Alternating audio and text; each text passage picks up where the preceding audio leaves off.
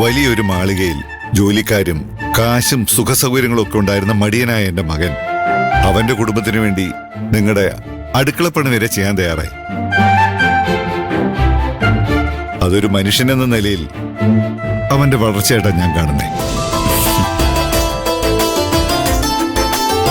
അമ്മയില്ലാതെ വളർന്ന പയ്യനായതുകൊണ്ട് ഞാൻ ഇവനെ ഒരുപാട് ലാളിച്ചിട്ടുണ്ട്. പക്ഷേ ഇവിടെ വന്നപ്പോ ഭാനുമതി അമ്മ അവൻ ഒരുപാട് മാറ്റിയെടുത്തു.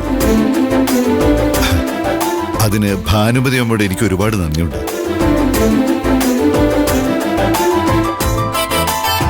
ഇപ്പൊ നിന്നെ ഓർത്ത് ഡാഡിക്ക് അഭിമാനമുണ്ട് മോനെ.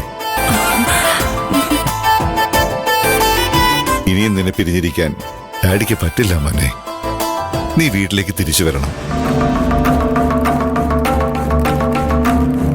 നീ മാത്രമല്ല, മോളും എന്റെ പേരക്കുട്ടിയൊക്കെ ഇനി എന്റെ വീട്ടിലുണ്ടാവണം.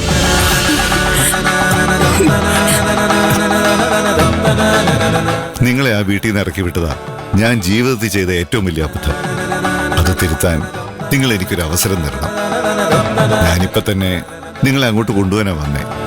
ഭാനുമതി അമ്മയുടെ സമ്മതത്തോടെ ഞാൻ ഇവരെ കൊണ്ടുപോവാ. ഇവര് ഗോപാൽജിയുടെ വീട്ടിലേക്ക് വരണമെന്ന് ഏറ്റവും കൂടുതൽ ആഗ്രഹിച്ചത് ഞാനാ. ഈ ഒരു അവസ്ഥയിൽ ഇവരെ താമസം മാറിയ ഗിരി എന്തോ തെറ്റെയ്തെന്ന് നിങ്ങൾ എല്ലാവരും വിശ്വസിക്കുന്നതായി നാട്ടുകാർക്ക് തോന്നില്ലേ? അങ്ങനെയൊന്നും ആർക്കും തോന്നില്ല.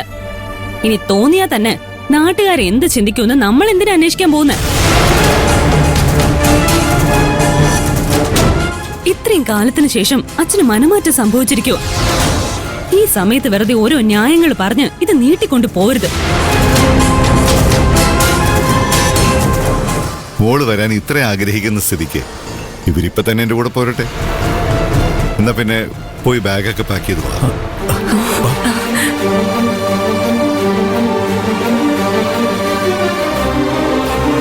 ഭാനുമതി അമ്മയ്ക്ക് ഇവിടെ ഒറ്റയ്ക്കാവുന്നതിൽ വിഷമമൊന്നുമില്ലല്ലോ?